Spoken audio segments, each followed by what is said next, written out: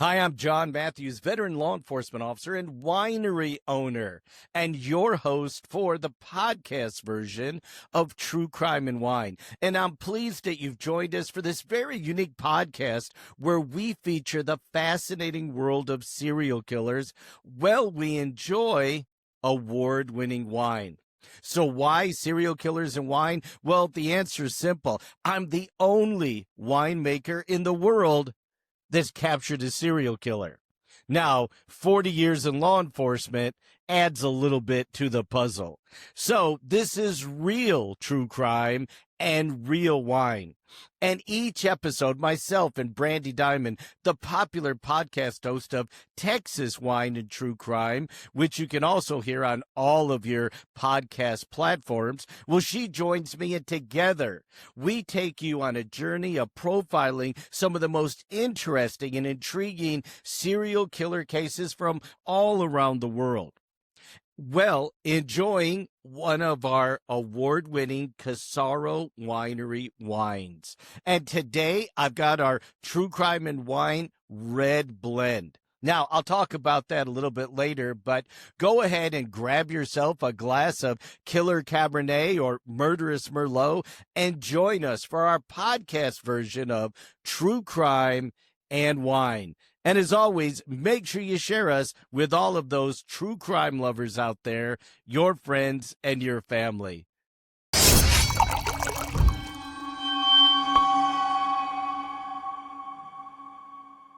Now, in this episode, we're going to take you on a journey profiling the life and crimes of Israel Keys, a methodical serial killer who traveled the country in search for his victims and to cover up his crimes. But was he really a serial killer, or just someone that wanted attention and claimed that he committed more crimes than he actually did? I want to welcome in my co-host, Brandy Diamond. And Brandy, this is a unique case that people have been asking me to cover for a very long time in our True Crime and Wine live shows. But I've always resisted because I got to tell you, I'm not convinced Israel Keys was a real serial killer, especially in the strict definition. Did he kill 3 or more people? Was it in a similar manner? Was there a cooling off period in between? Can one reasonably assume that all the murders were connected? Now, I know we had kill kits, but we only found 2 of them. And I know he confessed to a ton of murders, but unfortunately, most of them, the majority, can't be verified. What do you think? Well, I want to say I'm glad we're doing this case because you and I talked about the name Israel Keys and how people know about it. They've wanted you to cover it. And I have always felt that he was a serial killer. And then you and I kind of talked about, what qualifies someone as a serial killer. Can any of this other information be verified? So I'm very excited to run this with you and your profiling and see why you think this could possibly be the case. All right, and let's get started, Brandy.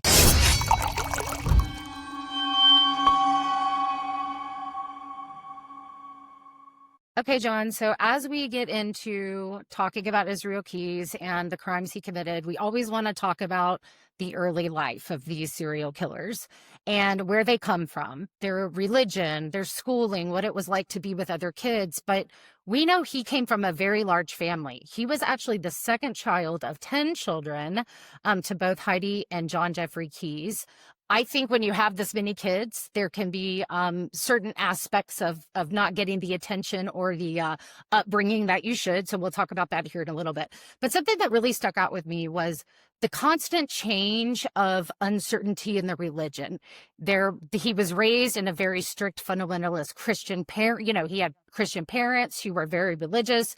They rejected modern society. They rejected government, modern medicine. They were part of the Latter-day Saints Church. They were members, but then he had left for a white supremacist group, like Christian Identity.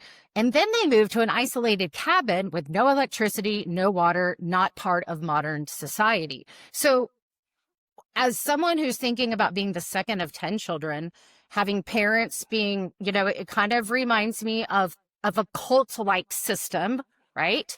And they believe in one thing, they're teaching their kids this, and then they're being moved around, being taught different fundamentalists of Christianity. And I can see confusion, John. I can see in the young child how this can be very confusing.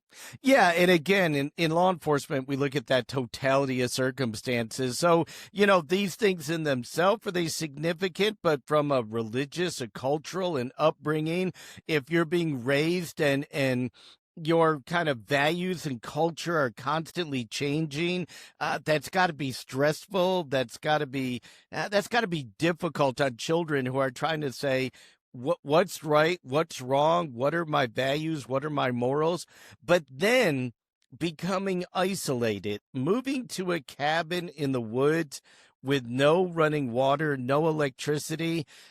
Now we're almost starting to get into some of the red flags we saw with other serial killers, right? Right. The isolation, the loneliness, the poverty. Now this might have been self-inflicted, so not like some of the other killers we talked about that grew up in abject poverty, but if your parents are rejecting government and medicine and moving you to an isolated area, a cabin, with no modern conveniences, it's going to have an impact on you.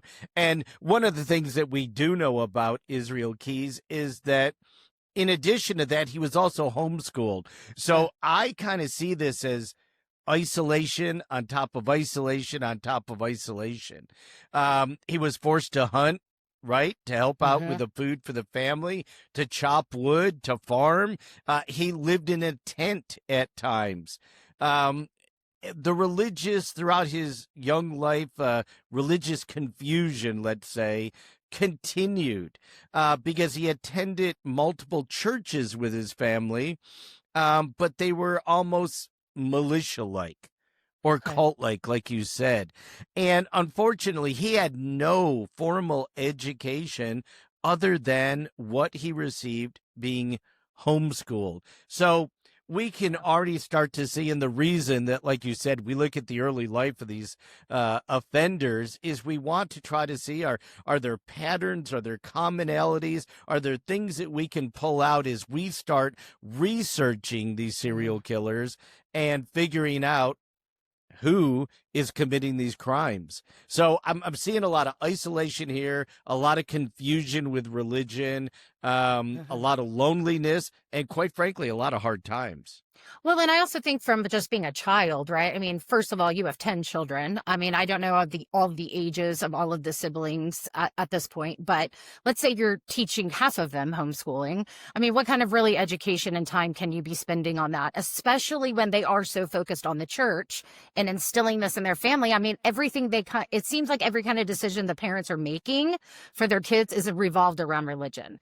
And so, and then isolating them. And then you see other kids and other peers having fun, doing social behavior things, right?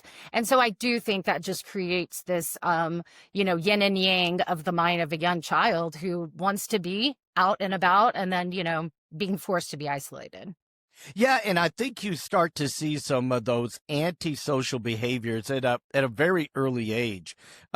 He started to torture animals, reportedly skinned some alive. He shot a cat, tied it to a tree, apparently skinned a deer alive. So, animal abuse, animal torture is one of those red flags. It's certainly not some predetermining factor, but it is one of those red flags. We know that he was also involved in some home burglaries, that he stole some weapons. So maybe some of that was being forced to live in a tent, live in a cabin, no running water, no electricity. Hey, we got to fend for ourselves. We got to survive. Yeah, so survival mode. Right. Maybe some of that was survival mode. But we also know that he did start fires. He was ostracized by his peers, and I thought that was interesting because what peers did he have? Were they comparing him to other children in the church? Well, quite frankly, they could have been going to church with other children. Maybe that was his socialization, but they lived in homes. They had Yeah. electricity. They had water. They didn't have to scramble for food. And so, like a lot of the other serial killers we've covered, like the pig farmer, maybe the way he dressed, maybe his attire, maybe he had dirt or blood on his clothes. All of Yeah. those things really, really add up. And Yeah. he says that from like age 14, he was already having very, very antisocial and violent thoughts. Well, I go back to breaking into the homes, right? Fires, guns, and then I don't know enough about, the church he was raised in, or what those feelings and thoughts were about these types of things, right? You have a lot of people of faith who believe you shouldn't be breaking into homes and stealing guns and starting fires. And so is this what we're seeing of like the bad versus the good? I don't know enough right now. We haven't talked about his parents enough. I don't know if we're going to, I don't know how much we're going to get into them, but it's like the behaviors are starting to show. He's self-aware of violence. And so I don't know, you're dealing with the survival mode of a child who is doing these things, but then being raised in a very strict church-like atmosphere. And I don't know. It's hard I to tell right now. I think they're all precursors, right, Brandy? If as Yeah. a child you torture animals and no one tells you it's wrong, and you Okay. start fires and no one tells you it's wrong, and then you break into somebody else's house and you steal weapons, and again nobody tells you it's wrong, or there are no punishments for Mhm. any of that. To me, this is exactly what we're looking at in law enforcement. What were those Yeah. precursors? How did it start? Were there any rules or expectations of normalized behavior? Or was it simply do what you want when you want and with whatever you can get away with? So that's kind of how Interesting. I view this.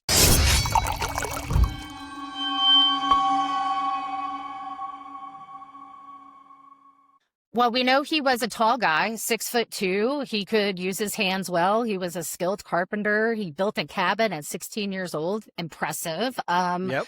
Worked for a contractor for a couple of years. Now the family moves to Oregon and then Maine and into the Amish community. So are they now shifting again, John, in their religious beliefs? Yeah, that's what I think is I've looked at this, and they had started with one community. They then moved to another, then a third, then a fourth. In his very early years, now we see as a teenager, they're entering an Amish community. He doesn't like that at all. He kind of renounced his faith. He then said, I'm going to be an atheist, and didn't enjoy that. He then explored, Satanism.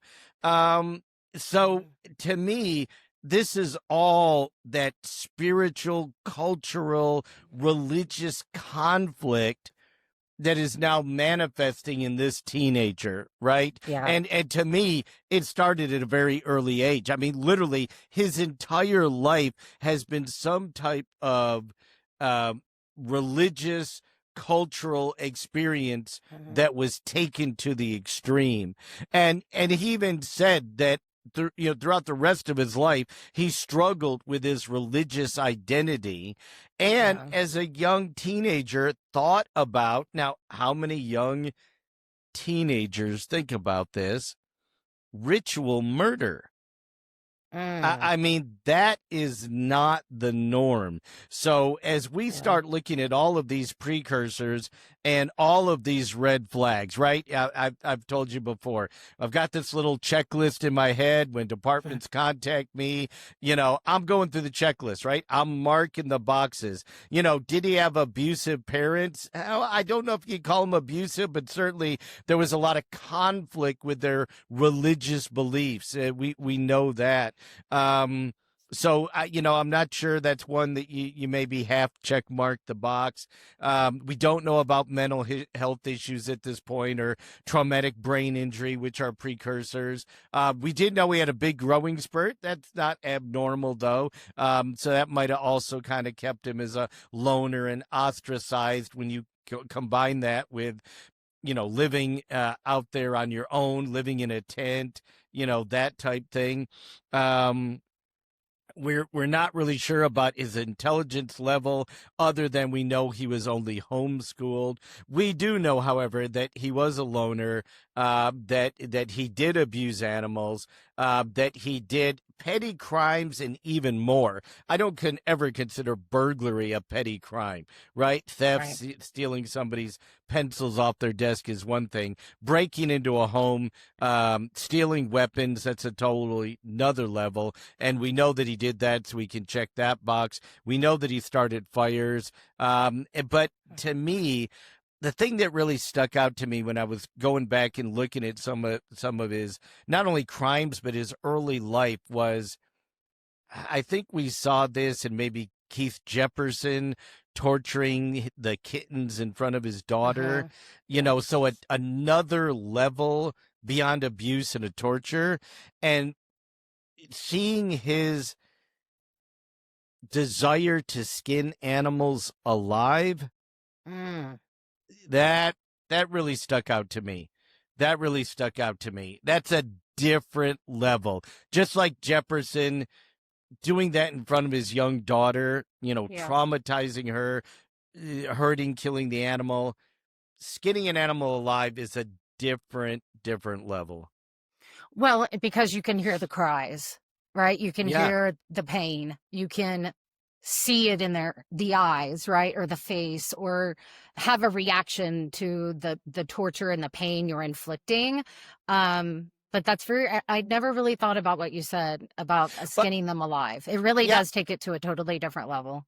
I can remember taking my young daughter up to Colorado. We were trout fishing, and had a guide with us. We had caught a trout, and the guide gets a hammer Oh and gosh. hits the trout with the hammer to kill it. Because usually, when I'm fishing, we put them on stringers, keep them alive until Sure. we're ready to take them home and everything. And my daughter said, why is he gonna hit him in the head with a hammer? And he said, oh, to make sure they don't suffer. And she was like 4 or 5 years old. She goes, doesn't hitting him in the head with a hammer make him suffer? Suffer. I just thought it was a good point. But isn't Smart. that a natural reaction, right, from a Yeah, child? I don't want that's an right. animal to hurt. I That's don't right. want an animal to. So to me, when we start weighing Hmm. natural morals and values and Empathy. culture, yeah, Empathy. empathy for the animal, That's right. you don't have it. And again, one of these big characteristics, big red flags, when we start seeing no empathy and no remorse, that's a Yeah. huge red flag.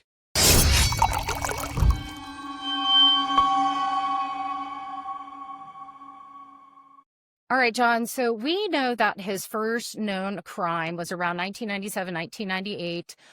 This crime was a sexual assault of a teenage girl between the ages of 14 to 18 on a river in Oregon. Now, he did say he intended to kill, but released her and later regretted actually not being violent enough with her.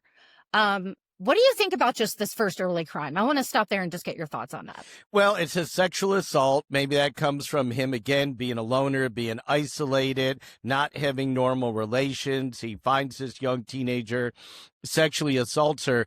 But again, the thing that sticks out to me is he even regretted letting her go. He Right. thought, I needed to be more violent. I needed to kill her. For most serial killers, I don't think it's a matter of, I don't want to leave a witness. I think it's a matter of, I want to see what it feels like when I kill somebody. And this may sound weird, Brandy, but I've seen this with other people, not just serial killers. I was actually working the street one time, got a call about a shooting, and it was not far from me, like less than a block. I was there in a split second, pulled up, jumped out, and there's a little kid. I mean, little skinny kid, 14. And he's standing there right in front of the dead body with the gun in his hand. And I Oh, said, I drew down on him and everything, freeze, police, all that, and get the gun away from him. And I'm like, what did you do? And he said, well, I just shot him. And I said, why? And he said, I just wanted to see what it'd be like to kill somebody. Ugh. So I've actually had this happen personally with me. Absolutely amazing. But unfortunately, there are people out there like that. This little 14-year-old kid said, I just wanted to see. And I think with some of these serial killers, and we've seen this before, we saw this with the big game hunter, I'm not leaving witnesses again, right? Right.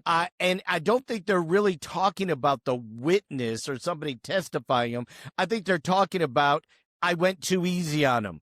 I was too nice. I should have killed him. Or in this case, probably, I wanted to see what it's like to kill somebody. I just didn't have the guts to do it right then. Well, and also not violent enough tells me, like you were talking about skinning the animal alive, right? Maybe not enough violence, maybe not enough torture, not enough whatever that satisfaction is in him to satisfy it wasn't satisfied enough. Which is interesting to think about after you've committed a crime like this. But we know heavy drinking. He was a heavy drinker. He had. We've seen that pendulum shift, right? Yep. Parents didn't drink, strict, Christian, religious. Yep. Now we've seen the child. How many times we've seen this? They go the exact opposite direction. Yeah. So a drinker, right? Into, metal music, which I don't know, John, maybe we need to have like some sort of a talk one time about movies and music, because I know there are a lot of parents who keep their kids away from certain things at certain ages because of maybe the words of songs, maybe the things they can see. But there are liberal people I really know, my father being one of them. I remember watching Jaws when I was like 5 years old. But I loved movies and grew up loving that, right? And appreciated cinema. And so I don't know. Is it the chemistry we talk about as a child, John, right? The nurture versus, and can someone at a young age be exposed to these things and not be killers later on in their life? Well, I think, of course. I mean, this kind of came up over the last couple of decades with school shooters and their crimes. Were they related to video games? And Okay. I'd say all the time in interviews, playing a video game does not make somebody a serial killer. That does not strip you of your empathy and your feelings for remorse. It doesn't strip you of your morals and your values and your ethics. You're playing a game, especially if you realize you're playing a game. But we do see that some of these serial killers at least say part of the influence came from a movie that they watched, right? Or music they listened to or whatever. Does that make him a serial killer? No, because there's so many more aspects to it. But again, looking at the totality of the circumstances, he's raping this girl. He says he wished he'd kill her. He's drinking heavily now. So we're starting to see this kid grow into a man, and it's a very, very scary man at this point. I want to talk a little bit about his military career, but before we go there, I want to talk about the journal. So he journaled sins that he was committing with biblical quotes. Again, I see this yin and yang of like the devil in me on paper versus like, let me write down the Christianity of what I'm doing. I mean, thoughts there. I see this conflict. Yeah, I said from a very early age, we see this, and I can't even imagine. I grew up with one religion and have practiced it all my life. And at different times, you question different things. But can you imagine being pulled between this really strict religion and then this really strict and then this really strict, and then you're an atheist and now you're going back to this? It to me is just a hodgepodge of conflict. And I think it's manifested with him in his journal, because you see the biblical entries. Like, I know what the Bible says. I was raised with, I study it, but I also know what these feelings are inside of me. And they are totally opposite.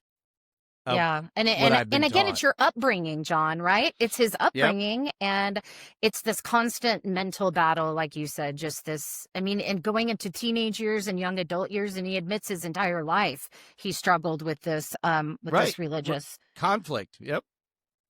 All right. So July 9th, 1998, he enlists into the Army. He becomes a specialist in the 1st Battalion, 5th Infantry, stationed at Fort Lewis, Fort Hood. He went to Egypt, completed Ranger training. He was awarded an Achievement Medal. What do we know about his military career? Well, there wasn't a whole lot, except it did come out at one point, and I think that was during his string of confessions, that he did sexually assault women when he was overseas, and according to him, in both Egypt and Israel. So that would show a continuation. And we've seen this with a lot of these guys we look at, Brandy. They're looking for some port in the storm, right? They're looking for some structure. They're searching, and they go to the military. And many of them just don't find it, right? They just don't find it. His heavy drinking continues. There's no other reported crimes that we know of except him admitting to these sexually assaults, and he's honorably discharged in 2001. So he's joined the military. He's now an adult. So after he's discharged, he moves to Washington. He lives on a reservation. He worked for the tribal council for about 6 years, 2001 to 2007. He meets a girl. He meets her online. They end up having a daughter, but then breaking up later. And then he moves to Alaska. In 2007, he relocates to Anchorage with his daughter and new girlfriend, who is a nurse. So again, John, you see, join the military. Now you're discharged. Now you're starting a family, having a relationship, having a child. He did suffer, I think, from depression. He did have suicidal thoughts. That relationship with Kimberly eventually ends. But what are you picking up when it comes from a profiling perspective? I think he's struggling, struggling with going from troubled teenager to, a semi-normal military career, but behind the scene crimes. And we've certainly saw that before. And then he's searching for a relationship. And, getting out, getting a job, stabilizing a little bit with his girlfriend. I think raising the child, that might have helped during that point a little bit. And then starting his own construction company. Those skills that he learned as a young teenager and throughout his young years, he started putting to use. And people even said he was a very trustworthy handyman. And he started acquiring money through his construction company, and had property in both Washington and New York State. But still, he's experiencing these conflicts, these inner conflicts, these thoughts of suicide, and I think breaking up with Kimberly, his girlfriend, may have been really, really stressful. I think that maybe took away any sense of normalcy. But he did, we see, have a degree of empathy for his daughter because he tried to protect his daughter from his crimes and knowing about the crimes. And even, all the way up to the end, we saw that he at least had some sliver of feelings and emotions and paternal instinct, I guess, for his daughter. We've seen that in other cases, I think, too. And I don't know if it's just, a relationship with a woman is different than a relationship with your child. Right. There is that piece of empathy and feeling and protection that he clearly had, at least a little bit, for her.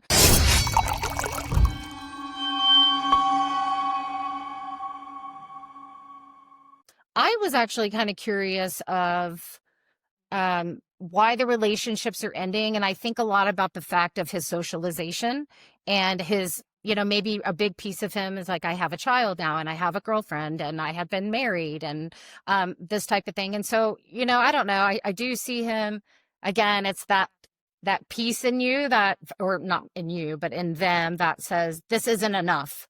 Like I want to have a normal life. I'm trying to have a normal life, but this Yeah, constant thought of murder, right? This constant thought of going and sexual assaulting or doing something to somebody just is living wildly inside me. yeah, and is that maybe why they broke up? I mean, was he See? still going out and doing this?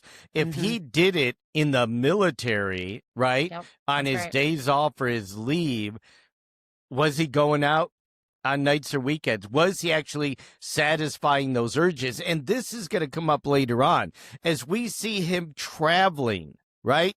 Mm-hmm. Other law enforcement officials said he's traveling to murder. That's I right. don't know. Was he traveling to have an affair? Was he traveling to sexually assault people? Was he traveling to commit crimes and gain some more money that gave him more freedom to travel and commit more crimes? So, see, I don't think you can just automatically jump to conclusions like that. Interesting. Okay. All right. So let's get into his crimes from just a profiling perspective. Is Israel Keys starting to become more organized? Are we seeing disorganized? We know he killed from 2001 to 2012, or at least that's what they think the timeline is of his victims. No victim profile, random, opportunistic. So what do we really know about that? Yeah, that really throws a wrench in it. Anytime we have this travel involved and we have very random crimes, we're actually going to see that in a couple other killers that we're going to feature this year in season 3. Very opportunistic. And so it's very it's much more difficult for law enforcement when they're not giving us some type of pattern, some type of predictability. We know he's motivated by adrenaline and control. He said he was like an addict. So when people say things like that, it goes back to the point you just made during the 6-year period. Was he settling down and becoming better, more paternalistic, more loving? Or was he really an addict and still going out and committing these crimes? Yeah. See what I mean? So just because we can't tie him to specific crimes during that time doesn't mean that he didn't do it. Now, speaking of crimes, we do know that he funded his travel through his construction company. He said he only burglarized like less than a dozen victims, but we know it was more like 20 or 30. We also know that he was committing bank robberies at this time, at least 2 of them that we're aware of, one in New York where he had some property and one down in Texas, not very far from, where the Corsicana Command Center is, where Lauren's based right now. There were other crimes that were precursors to his serial killing spree, if you want to call it that. And it was arson. And that is kind of a continuation of the starting fires, setting fires as a young person. And that he did allude to that he did international travel, and there might be some foreign victims from Canada to Mexico and even down to Belize, which wouldn't be out of the realm if he said, I've raped people in Israel and, other places when I was in the military. He did say that he idolized killers like Ted Bundy. So that certainly is another thing. But interesting, and we see this a lot. When we go in and finally capture a killer, not only do we find usually newspaper clippings or accounts of the crimes, documentation of the crimes, souvenirs, a lot of times we find other books on serial killers or on law enforcement. And he said to authorities he actually read several of these books to avoid forming any pattern, to avoid being caught. So here we have a random opportunistic killer, but that has studied crimes and that has worked in travel and burglary and robbery to finance his travel, to cover his tracks, to kill victims. That's interesting because we had talked earlier about what is his intelligence level or what is his level of, smarts when it comes to some of this. Well, he's reading books about how to evade the FBI. He's traveling. And whether, like you said, it's because he was traveling to commit murder, if he was just traveling. But we're talking about stalking. We're talking about bank robberies. We're talking about burglaries. I mean, this guy's kind of all over the place with some Yeah. of these things. Yeah, and I think that goes back to that opportunistic, right? His Yeah. personality is kind of random, opportunistic. Hey, if I'm in this place and I see this, I'm going to take it. They're not home. I'm going to break into the house. I'm doing construction in house A. I see nobody's in house B. I'm going to burglarize it, sell it, gain money that way. Yeah. He was considered by authorities highly elusive. He'd fly into a city, rent a car, and then he may drive hundreds of miles searching for a victim and Yeah. then return home to Alaska, leaving very few traces behind. The other things we know that he did that leads us to believe that he's organized, at least in his murders, is when he would go on his murder trips, he'd turn off his mobile phone. And he paid for all items in cash, so there'd be no credit card receipts. And we find out later on that he did use what he called a kill kit or a murder kit, and we've seen this with other killers, that he would hide in certain specific locations in the thought of coming back weeks, months, or years later, killing somebody in the area and having his kill kit already prepared for him. Oh So my gosh. we do see significant planning, Yeah. at least pre-planning of some of these crimes. Okay, so turning the mobile phone off, paying for the items in cash, again, reading the books about the FBI, having murder kits placed around areas you're going to, that is way pre-planning. And it's the I don't know, John, is it the excitement of using the kit, having it available to you? It's a very strange thing. I don't know. Well, I think me. just putting it together, Yeah. I think it's like any other hobby. I hate to compare it to a hobby, but when you're planning for a trip, right, you're kind of get excited when you're packing your bag. That's right. So can you imagine the excitement he has of putting together a murder kit, flying it across the country, or putting it together and burying it or hiding it and knowing that it's there and it's pre-staged there. And the murder kit may include things like weapons, knives, guns. It could include things like things to clean up the crime, rags, solvents. It could include things like something you're going to use in the commission of the crime, handcuffs, duct tape, right? Right. Zip ties. All those things can go into a murder kit. And we've seen many, many serial killers. Remember married murderers? They did the same thing. They carried their kill kit in the van. They'd kidnap the young kids and they'd have everything right there for them. Yeah. So we've seen this over and over again. But to me, it's got to be the thrill of getting it together, planning it, hiding it, burying it, and knowing exactly where it is and nobody else knows, so that when you're back there or you're in that area and the opportunity strikes, you can grab it. Yeah, that was a great analogy about getting excited about packing your suitcase and traveling. I can absolutely 100% see that, and especially if you're burying it. It's like his treasure almost, right? Like buried treasure waiting for you. Okay, so we know. Yeah, the buried treasure that he has. And see, that's the thing that I think people kind of went a little crazy on this story. We're going to talk about it later. He confessed to a whole bunch of murders, but we only found 2 kill kits. So Interesting. was he doing a lot of this preparation for himself? And then when he got caught, wanted to take credit for a lot of other things? We'll talk about that in just a minute.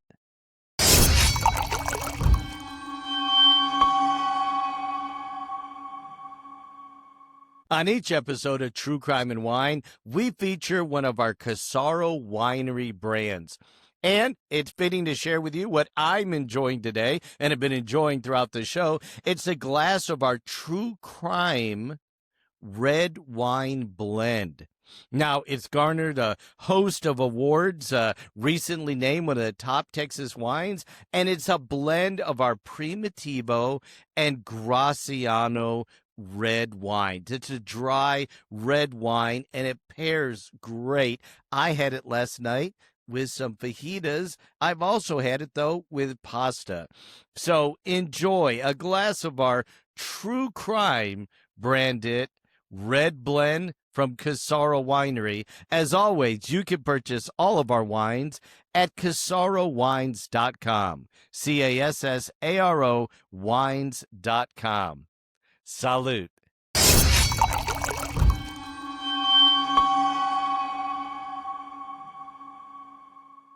Okay, John, so let's talk about his first known victims. He's confessed to murdering 49-year-old William Bill Scott Currier and 55-year-old Lorraine Simone Currier of Essex, Vermont. He says he breaks into the home on the night of June 8th, 2011, which, by the way, is the same year that him and Kimberly cut off their relationship. He says he tied them both up before driving them to an abandoned farmhouse where he shot Bill, then sexually assaults and strangles Lorraine. Their bodies actually have never been found, John. So the only thing in this, I found this very interesting, that is tying him, and what police believe tie him to this, besides his confession, is his kill kit. He had a kill kit nearby the house of where this crime took place. Yeah, which he recovered and used during the crime at the murders. What I found interesting is you've got the kill kit, which shows pre-planning preparation. We talked about that. Uh-huh. But he knows where to take them. He kidnaps them, he ties them up, and he doesn't want to kill them in their house for whatever reason. He takes them to an abandoned farmhouse. That means he's already scoped out this area, right? That's right. I mean, I'm sorry. I don't know which houses around me are abandoned. So he's already scoped out this area. Now, remember, this is in Vermont. Where's he living? Alaska. You're talking about all the way across the country. So he's left Alaska, traveled all the way across the country, knows he has a kill kit buried by, comes upon this couple, and kidnaps them and takes them to an abandoned house, which shows me very, very much pre-planning preparation. Well, I found this also interesting, not only the fact you're going from Alaska to Vermont, but we know he is actually admitted to stalking couples, right? And so I don't think, right, we've talked about coincidences, that you just happen to stumble upon these two and happen to stumble upon this house and know where there's an abandoned farmhouse and you just happen to have a kill kit nearby. So is he choosing locations, like you said, Alaska to Vermont? I mean, what is strange? Are these just random? Did he ever talk about this to police? Well, we know he has property in New York. And so New York and Vermont are very close, so that's not a stretch at all. Matter of fact, he even said after the murder, he moved the kill kit to New York. So to me, that kind of says, all right, I've used it once. It was a success. It worked. I'm going to move it somewhere else. We know that later on he also robs a bank in New York. So there is that kind of Northeast connection that I'm seeing, as well as connections that he's got in Washington, as well as connections in Alaska. So geographically, he's not all over the place like some truck driver wandering the country like we've seen. He's pretty specific about where he's placing these kits and I think where he wants to do these crimes. The other interesting thing I saw is the sexual assault of Lorraine. Okay. It's a pattern. He sexually assaulted that young teenager, right? He said he sexually assaulted people when he was in the military. He hinted to the fact that he sexually assaulted people when he was traveling internationally. And now we see him sexually assaulting one of his victims. So, you know, that's kind of what I'm looking at here is what is the real motive behind this? Are they random? Are they opportunistic? Is it, I'm going to plant my kill kit here and I'm going to drive around and I'm going to search and I'm going to look for victims? That very well could be the case, right? Ed Kemper used to drive around the Berkeley campus and the area looking for victims, right? We've seen that. My serial killer would drive the prostitute areas night after night after night looking for victims. So we've seen that over and over. Jefferson go truck stop to truck stop looking for victims. So yeah, I think he's planning these kill kits. I think he knows his general area of attack, where his comfort zone is. And in this case, he killed a 49-year-old and 55-year-old. Well, let's talk about the kill kits a little bit, because we know that the FBI stated that they recovered 2, one in Alaska and one in New York. But and the one in New York is the one that he moved from the Vermont. The one right. Yeah. But he's confessed to so many other murders, but they've only been able to find a couple of the kill kits. So does that kind of persuade what you said at the beginning of him being a serial killer, or was this just random? I kind of want to know what you think about these kill kits. Yeah, I'll wrap it up in the end, kind of give you a summary on my thoughts, but it was a red flag when I noticed that even the FBI in some of their appeals, hey, if you find anything, we're looking for more. Only 2 were found. So he's confessing to all these other crimes. And to me, I'm getting flashbacks of Henry Lee Lucas confessing to crimes that he didn't commit. And that's almost a sin in the criminal category, right? Don't confess to something you didn't commit. But the evidence of the kits, okay, I can take. We didn't find them, right? They were hidden. Even all these years later, nobody else has stumbled upon them. I could take some degree of that. When we start to verify some of the other victims, though, we have real problems with that. And so now I start going back to the totality, right? Now I start going back to, when you put everything together, does it make sense? But for the kill kits, like I said, we know that he buried money, buried guns, buried implements so he could commit his crimes, tools, things like that. He said he committed a dozen murders. Not sure that was actually the case.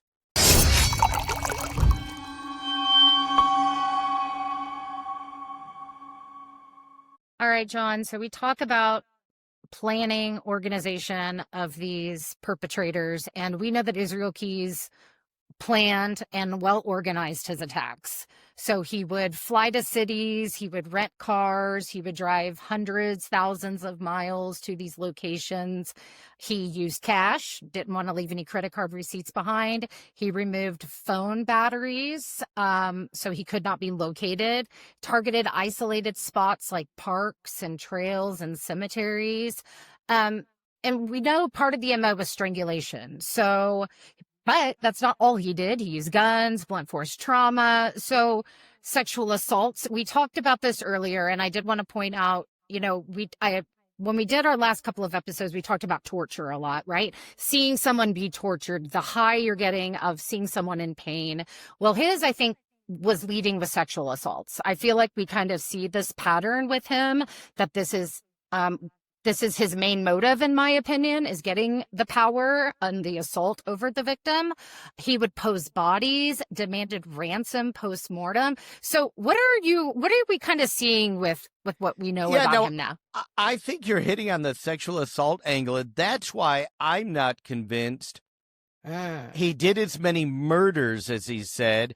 I'm not convinced that travel when he was with his girlfriend, when he was in the military, after his girlfriend, wasn't related to sexual assaults, right? Yeah, and he wasn't proud of it or happy of it and didn't want to get caught for it. We saw that with the first crime, the sexual assault of the teenager. So to me, he's a burglar. He's a robber. He likes the sexual part of this. And I'm just not convinced that this planning, preparation, travel, it could have been to commit murder, but I think there's a bunch more sexual assaults in there than we're ever going to know about. I agree with you on that. And then let's talk about the kill kits again, just briefly. So the kits were buried, according to him, right? He had a lot more kill kits than what they found. He actually said not only Vermont, New York, Alaska, Washington, Wyoming, zip ties. He would bury this stuff, ammo, guns, shovels, Drano. I mean, is he naming Everything these things? I mean, did they find all this, or is he just saying these are the things that he buried? Yeah, no, and they found that in the kill kits, right? Okay, the two that were recovered, they found it. There was no reason really to lie about what was in the kill kit. It was simply, what my question is the number of kill kits and the number of actual murders. But the kill kit was a pretty standard serial killer kill kit, right? Yeah. Knives, guns, ammo, zip ties to restrain people. Other killers use handcuffs. Drano, that can be used as torture, and it can be used to clean up. Shovel can be used to incapacitate somebody and to bury them. A lot of times we see duct tape. So, I mean, there's probably a dozen or so items that if you wanted to put a kill kit together, I could probably name it right off the top of my head, and there you go. And he had a pretty standard kill kit that he did assemble. Yep. So we know that the murders started really post-discharge from the military 2001, and then it ends in 2012 with the Koenig murder. But there was a possible victim, a prostitute, white female, 48 years old, Deborah Feldman. She was last seen April 8th of 2009 in Hackensack, New Jersey by a friend, and she never returned home after a date. So Keyes was suspected of killing her and burying her near Tupper Lake, New York. But what is the link to him and to her? I included this, Brandy, because this is one that I do believe that he did. Again, does this qualify him as a serial killer? Now with the body count, we see that. We see a cooling off period because it was 2 years before the couple that he murdered. But to me, the things that stuck out is that he was in that area at that time in 2009 traveling. He buried her near Tupper Lake, New York, which is close to where he had property, and it's where he robbed a bank. So there's a really, really strong connection there.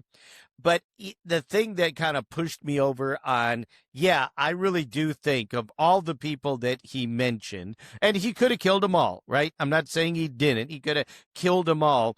But the other thing that really ties him to this crime is that when police checked his computer, they found he had done multiple searches of her missing person report. And that was shortly before his arrest. So was he trying to figure out, did they tie me to this? Is there more information? Is there something I need to know about? But I just, that is too strong of a piece of evidence, going into somebody's personal computer, looking at their searches, and discovering that they're searching specifically for a missing person that was found buried in a community that we know you've been to, that you have property close to, and that you actually robbed a bank in. So, when we look at everything all together, I'm going to lump this homicide into his string of homicides that we do know about. I would agree with you on that. And I think that's his comfort zone. I think about the comfort zones we've talked about and where they feel comfortable committing crimes. And near his properties seems to be one of his comfort zones. I don't know if it's because he can go back there when he's finished and it's a place for him to hide or to decompress or whatever they do. But I would agree with you that, we always say there's no coincidences in life. So this is not one of them either. But John, there were 7 other potential victims. We have an unidentified victim in Washington State in 2001. Keyes had claimed to have buried or submerged a victim in the lake near Nia Bay, Washington, shortly after his discharge from the Army. We also have another unidentified couple in Washington State in between 2001 and 2005. Keyes confessed to this double homicide in Washington, stating that he had killed the man with a shovel and strangled the woman and buried both of them. And then we've got 2 other victims in Washington State between 2005 and 2006, where he mentioned the 2 separate murders during this period, with one body potentially being disposed in Lake Crescent, Washington. And then we've got a total of 2 or 3 more additional. So now we've got 11. So what are your thoughts around these that I mentioned? Well, as you start to pick apart each one of them, you start to see some cracks in the confession or cracks in the stories. First of all, none of these people were recovered. Okay. We don't have bodies. Okay. Okay. Now, all right. We don't always recover every victim. I can live with that. But in his confessions, he seemed to be confused about what he did. And that's not normal, right? Most of these killers relive the murder over and over and over, and they know everything. And I kind of go to Samuel Little and his photographic memory, right? Now, he is an outlier because he literally could draw a picture of 100 victims in their faces, right? And be perfect in it. But killer after killer after killer will tell us, I did this and it was this minute and this time, and then I did this and then I did this, because they relive it over and over and over to get to experience it again. In some of his confessions, they weren't like that. They were vague. Well, I think I buried him, but I could have submerged him in the lake. That's totally different.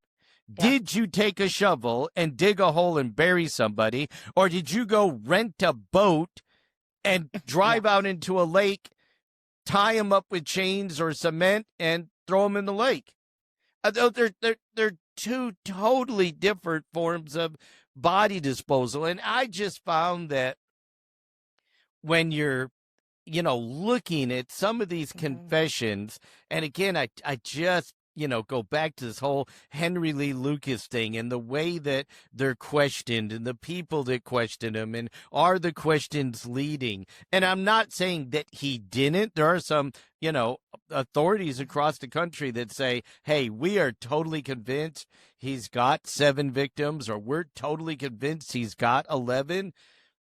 I'm more in the 4 category, and I'm more in the, I'm just not sure about some of these victims. They were in his comfort zone if they occurred in Washington State. We certainly know that. I do find it interesting. He names the ones all in Washington State, which is a little strange, to me.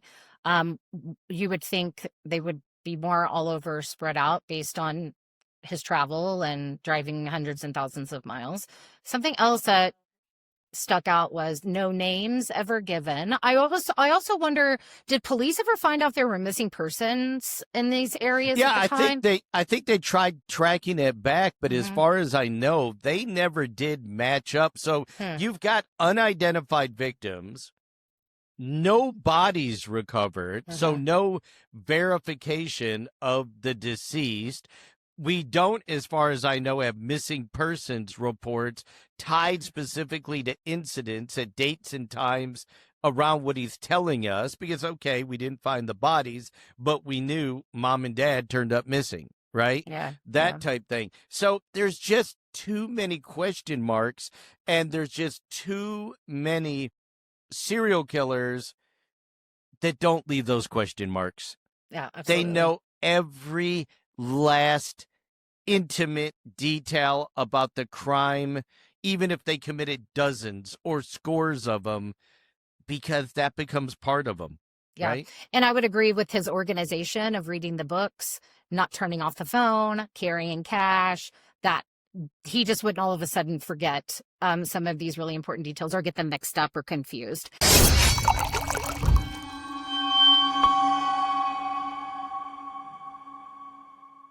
Brandy, as you can see, I've got one of our True Crime and Wine logoed hoodies on. Weather was going to get a little cooler this weekend. I went on Shop True Crime. That's our website for all of our logoed items for True Crime and Wine. Shop True Crime.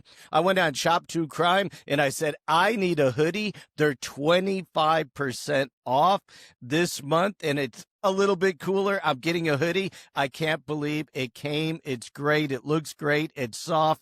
So if you need a hoodie or any other of our True Crime and Wine paraphernalia or logoed items like our True Crime and Wine wine glasses, go to shoptruecrime.com. Shoptruecrime.com and get your True Crime and Wine logoed items.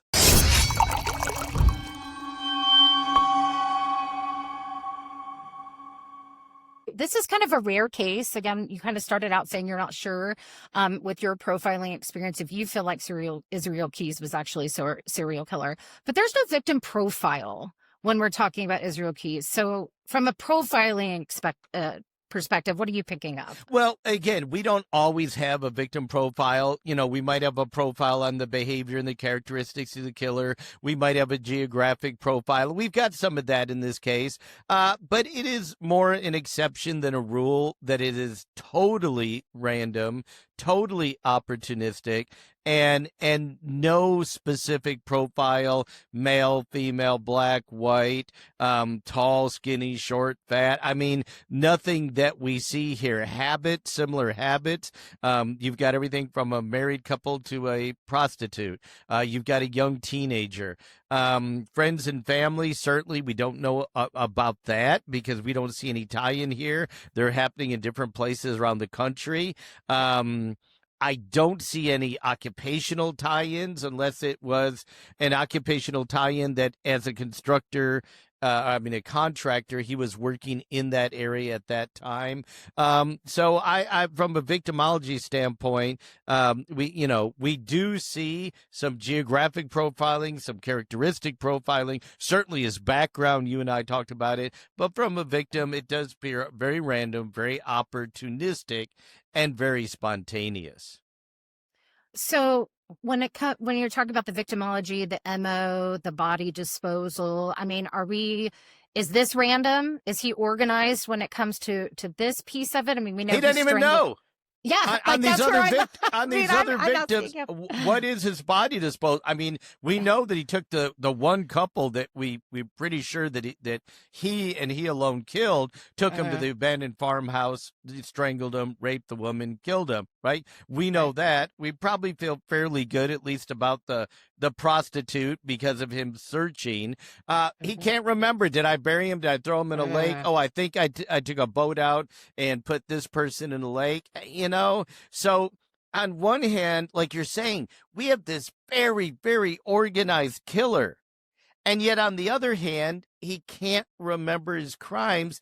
I just go back to, is he organized because he's covering something else up? Is he covering up other robberies? Is he covering up other rapes or sexual assaults? I think he doesn't feel good about it. I think maybe he feels guilty or bad because he's got a young daughter and he's got to travel hundreds or thousands of miles to pick up prostitutes or to rape women. That's kind of how I see this coming together. So we know there's really no pattern again with the victimology. He chooses victims at random. His MO, strangles, rapes. Again, I think it's the sexual assault that he leads with that kind of fuels the fire in him.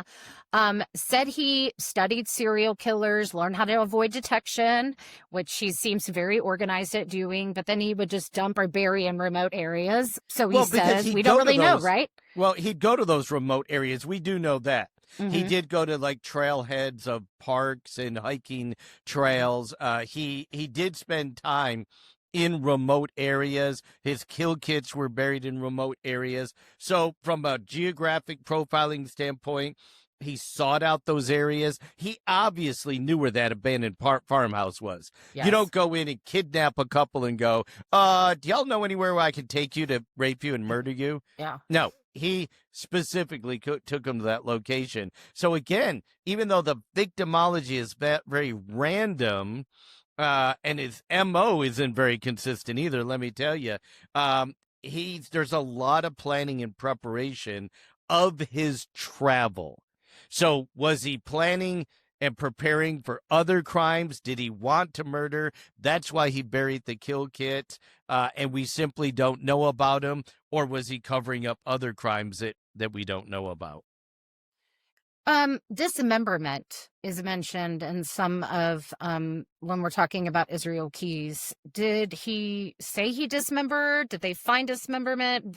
Why does that work? Yeah, he said that he did dismember one of the victims that he threw in a lake in Alaska, that he submerged. That remember the Drano we talked about that can be used as a cleaning agent. We've seen Drano poured down victims' throats. We've seen serial killers do that. He said he would coat them for decomposition, so that their bodies couldn't be recovered. And as we know, many of the victims he claimed we never did recover their bodies. So again, this is a really hard case to unravel. He is, excuse me, in remote areas. We know that. Yeah. He does have kill kits. He is leaving the victims in remote areas. There's a ton of planning, but there's so much unknown. And I'm sorry, when you don't even know the name of the victim, I know. right? Yeah. And you don't know what you did with them or how you disposed of them. And we know killers will tell us, oh, I picked up prostitutes and killed them. What was her name? Well, I didn't know her name. I didn't ask her. What did you call her? Anything? Oh, I called her Jane. Almost all of them have a nickname or something they refer to the victim to, whether they know their real legal name or not. In most cases, they don't. This guy can't tell us names, can't tell us locations, can't tell us anything. Okay, so we know that we talked about his organization in some pieces of his crimes. Nomadic lust killer is a great word for him, right? He's roaming and killing, I guess. He says he is. We don't fully know if that is always the case. You mentioned adrenaline earlier, control, animal torture. I mean, psychological traits. I felt like he kind of dealt with this yin and yang of like good and evil. Yeah. Studied killers to refine his methods. And I don't know, from a profiling, I know we've talked a lot about this with the profiling and the geographic, but why do journal. The journal. Yeah. So why do you think people are so fascinated with Israel Keys? Well, before we kind of talk about his arrest, why Israel Keys? Well, because we don't know. We don't know exactly what he did. And the kill kits are the fascinating aspect of this. Okay. Can you pre-plan murders all over the country, plant kill kits that you're going to use in months or years in the future? And what could be your body count? So I think that's some fascination with it. When he was arrested, he drew 11 skulls in his cell. Well, if you look at the 7 possible victims, right, that we talked about, we don't know their names, we don't know where they're buried, we don't know anything about them, just that he said he killed them. Okay. And you add the 3 we know about and the one that I discussed that I really believe he's, responsible for because he was searching her on the computer. 7 and 4 is 11. So that is a pretty strong indicator in his mind that he's got 11 notches on his gun, or in his case, 11 skulls on his cell wall. John, did the skulls look different? Did they look the same? Did they have representation of? Yeah, no, they didn't look like male, female, big, little. I think they were just pretty much skulls on the wall. But could that have been Brandy? law enforcement goes in to talk to him. Did you do this? Yes, I did it. I don't know their name. I don't know where they're buried. I don't remember exactly how I disposed of them, but yes, I did it. Oh, okay. Well, we're going to clear a case. Does he now go back to his cell and draw a skull? Is he? See what I mean? That's why it's fascinating.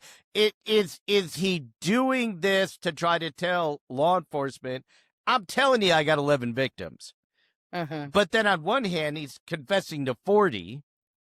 And on the other hand, we can't tie him really to more than 3, at the most 4. So is he going back and drawing these skulls like, I tricked him again? And sending them on sort of a goose chase, exactly. Right? Or what are they? Yeah, like I mean, and again, I hate bringing this up, but I go back to Henry Lee Lucas, and he would confess to almost everything.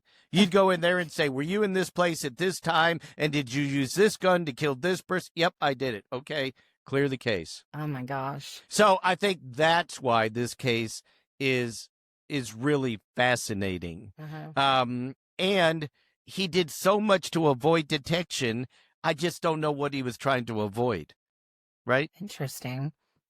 Yeah, and I think, and again, it's like, how much time, or is it like you're just sending police to go investigate something you actually didn't even do?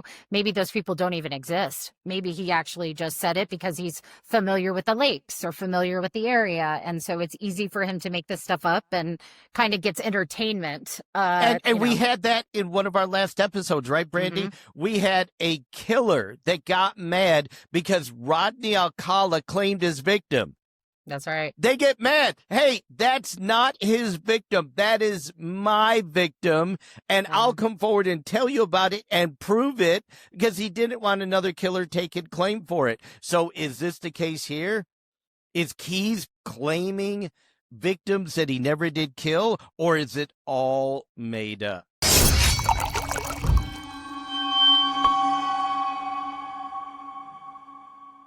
Now, from a geographic profiling standpoint, a little more concrete. We do know he traveled the country. We do know he traveled internationally, which matches with him confessing to some things.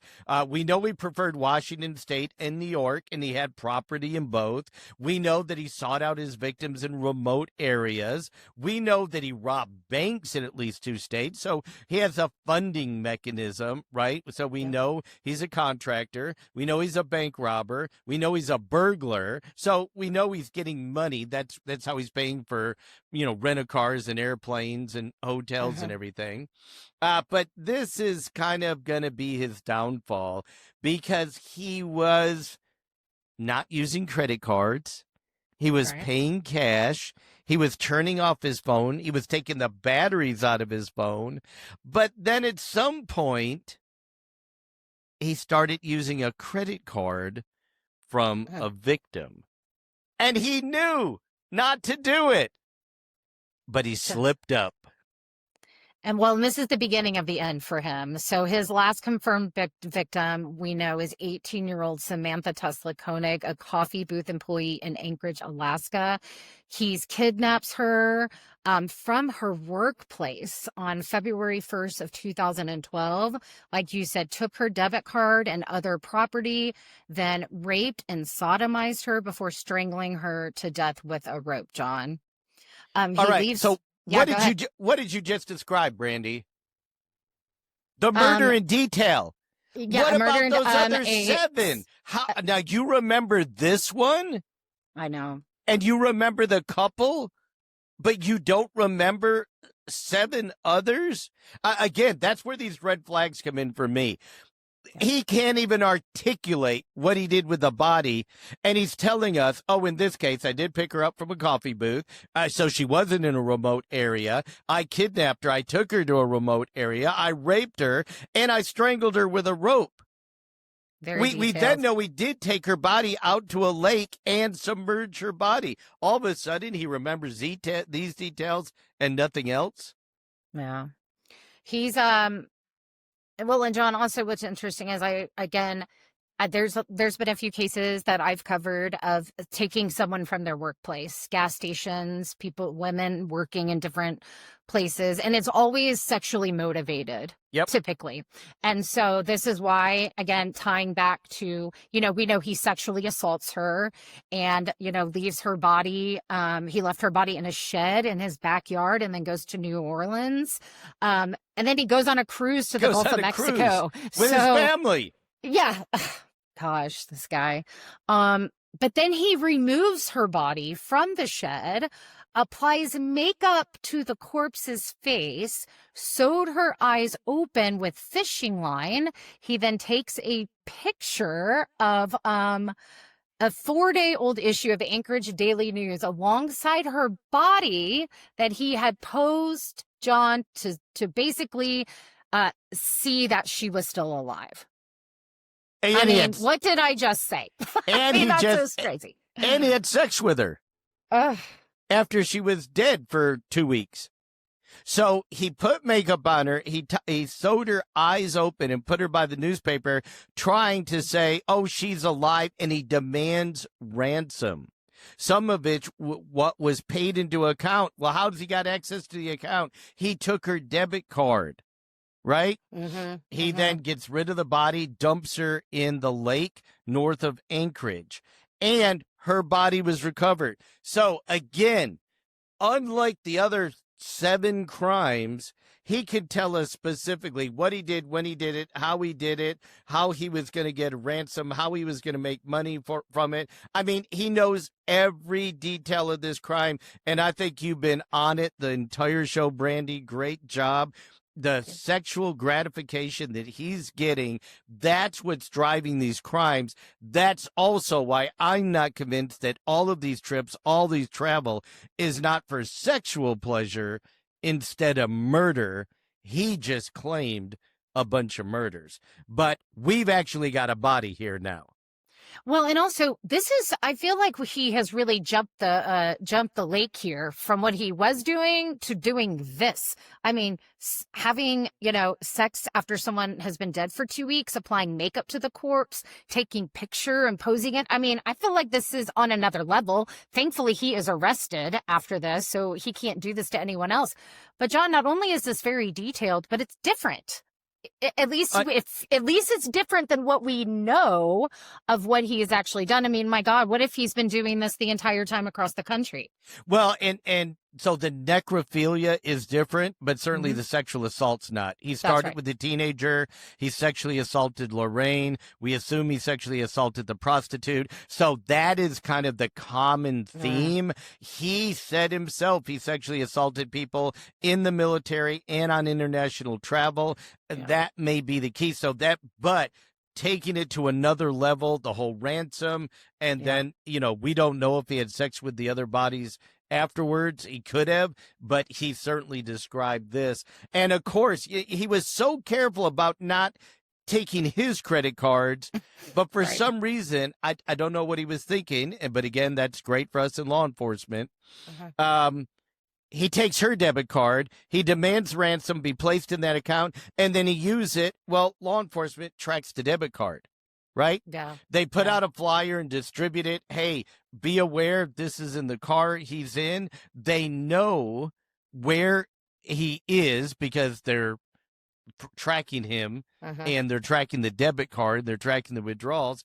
And on March 13th, 2012, down in Lufkin, Texas, long way from Anchorage where he committed the murder, Texas DPS and Texas Rangers swooped in, found him in the vehicle, arrested him, searched his vehicle, found Koenig's ATM card and her cell phone, as well as money that was stained from a dye pack from a robbery that he had committed in Azle, Texas. So he was done at that point, right? Yeah. You've got a dead woman's credit card. You've got a dead woman's cell phone. You've got a dye pack of money that you can tie back to a bank robbery.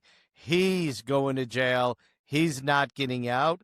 So now he's extradited back to Alaska.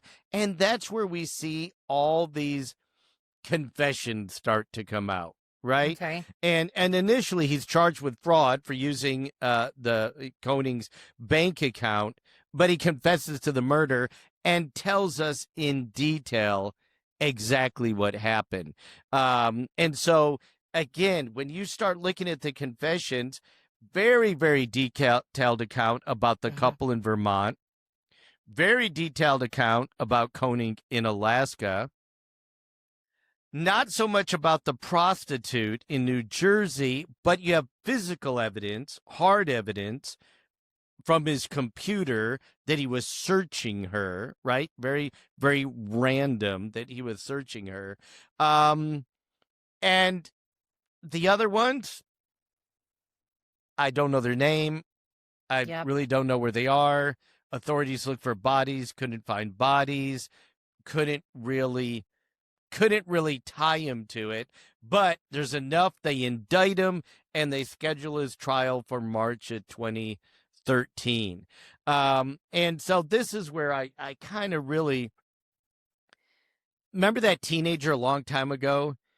He said he Hmm. assaulted her and released her alive. She was never found or discovered, uh, but it never filed a criminal report. But we're pretty sure that occurred. In 21, he said he killed somebody, but we don't know who it is or where they are. He said he was Hmm. in Washington. He also said he killed a couple in a double homicide. He said he buried them, but we don't know where we are, and there is no names. There's not a name in 2006 when he said he murdered somebody else in Washington and dumped him in a lake. But again, no body, no name. In another murder, he said he can't remember. I buried him or I submerged him and I don't know a name. So we just have all of these confessions. And I literally have got pages here. I'm not even going to go into it of confessions that I just don't know when you have Yeah. so few names and so few bodies. It's really, really difficult. What we do know, what we know for sure is the bank robbery in New York, the murder of Bill and Lorraine Courier. We know that, and we recovered a kill kit. The murder of Samantha Koenig, we know that, recovered the body, identified her. He had her credit cards, he had her phone. We know that he set fire to a home in Alito, Texas, right before he robbed a bank in Texas. So those are the crimes that we know about. And that's there's just too many unknowns for me, right? Right. Too many unknowns in here for me to say you gave 40 hours of confessions, you confessed to all these crimes, and you don't know details. You know, you Well, don't and I know also, details. well, I think he was out of money, John. I think that's why he used the debit card. I think he was in the ransom. I think he needed money into the account to have I access to agree. funds, which is Did he probably desperation, did right? he He did was he out of spend money. too much on that cruise? Yeah, right. I Oh, yeah. I, I I mean, mean, who knows? I don't know. I no, mean, I think he was out of money. I think it was I think he's out of money. desperation, like you said. Why would he all of a Hmm. sudden demand a ransom from the dead person's family Yeah. and then it tie him back to these credit cards? Was there, guilt or remorse? I think there was remorse that he got caught. Hmm. He tried to escape once, and U.S. Marshals tased him. Mm. So he did try to get away. I think he might have regretted getting caught. I don't know if they ever regret the murder, especially when it's murder and necrophilia Hmm. and everything else he did. So I think, that's questionable. But in my analysis, just to try to sum it all up, Yeah. there were so many murders that were unaccounted for because there were no identified victims and no bodies. Okay. But when you do the math of the ones that authorities think they can best tie him to, it comes to 11, and there were 11 skulls on his cell. But then again, did he draw them as like notches in his belt, like I tricked him again?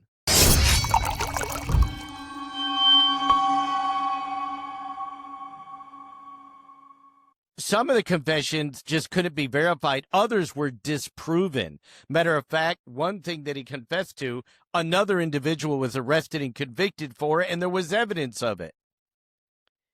He said, so some are totally disproven, right? It's not just, we don't know the name, we don't have the victim. In one of the cases, I think it was a white male in his 50s, he said he killed him, and evidence proved that another guy killed him, and another guy was sent to prison. He confessed to all these kill kits. Could they still be out there? 100%. 100% they could still be out there. But I could tell you, the FBI only recovered the two, the one in Alaska with Koning and the one that he used in the Courier attack, and that was near Tupper Lake in New York, right?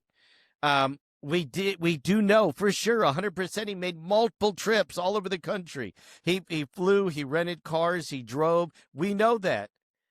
But I guess I'm sitting here, Brandy, going, was it all for murder? Was it for sex? Was it for prostitutes? Was he having affairs? Was he just going and raping women? So to me, when I added up, I just am not convinced that his tally is more than four being the couple, and Samantha in Alaska, and the prostitute in New Jersey. I'm not so sure. Does that technically qualify him? The crimes were so different. I'm not sure, but sexual assault was a component of each one. Strangulation was. Body disposal was different. Geography was different. I don't know. I don't know about you, but I'm kind of conflicted. What are you thinking? Yeah, I think that, I think if they've already disproven some of the things that he's admitted to, I think there's more things to be disproven. So, I don't think it just stops there. I think there are probably a lot of things. I think he's taking them on a little bit of a goose chase. I think that it's time and resources. I think he's a pretty smart guy. I don't think he's an idiot. I think he, do you think he wanted to be famous? I think he maybe wanted to know, well, by the way, he dies of suicide, right? So I'm going to just reference there that I think he wanted to continuously have his name in the limelight of sorts, and for then FBI police to continue to look for these victims that he says that he has. And what is happening now, John? People know the name Israel Keys, and I think he's probably doing exactly what he wanted. I don't disagree with you at all. I think there may be, once he was arrested, he knew he was caught red-handed. He knew he was never going to get out, right? Right. So he was going to go to jail for life. I think at that point, when investigators questioned him about different crimes, he just admitted to them, thinking, well, the more I admit to, the more famous I'm going to be. Quite frankly, if he had never said anything about any other murders, and he had only been tied to those three, would anybody even remember him? Would anybody even know his name? And I think he read enough books and studied serial killers enough that he knew he was going to disappear into obscurity. And like you said, on December 1st, 2012, somehow he got a hold of a razor. Even though he wasn't supposed to have one, his shaving was supposed to have been done with an electric razor. He got hold of a razor, and the next day he slit his wrist and strangled himself. He was making sure he was going to die with a rolled up bed sheet. He did write a suicide note, but Brandy, no details of the crimes. None. You think he would have got right? If he did those crimes, wouldn't his last words have been, I can prove it, and here's where the bodies are? But no details of the crimes at all, and he just left us with those drawings of the 11 skulls on his cell wall to lead us to believe, maybe, I think, that he was much bigger of a deal than he really was. but we're talking about them here today.